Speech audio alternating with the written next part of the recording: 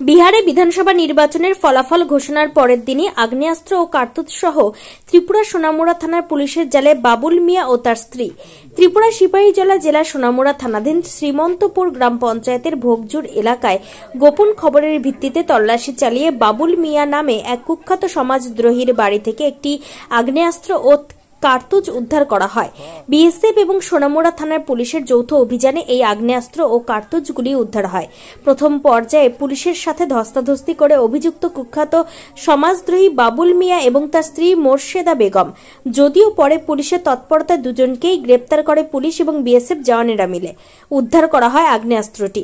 শুক্রবার বিহার নির্বাচনের ভোটের ফলাফল ঘোষণার পরের দিন তথা শনিবার ত্রিপুরা সিপাহীজলা জেলা সোনামুড়া থানাধীন শ্রীমন্তপুর গ্রাম পঞ্চায়েতের ভোগজুর এলাকায় কুখ্যাত সমাজদ্রোহী বাবুল মিয়ার বাড়ি থেকে আগ্নেয়াস্ত্র এবং কার্তুজ উদ্ধারের ঘটনাকে কেন্দ্র করে মানুষজনের মধ্যে তীব্র আতঙ্ক বিরাজ করছে।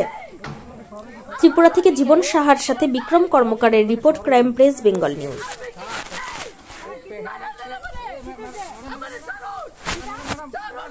बयस कितने साल की है? 17-18 और दूसरा बच्चा? मुर्शिदा मुर्शिदा बेगम बेगम। कितना एज? 2000 शादी दे दिया। अच्छा अच्छा, क्या नाम है बच्चों का? बड़ा बच्चे का लड़की है? बयस कत? 32। बच्चे कितने हैं? 3।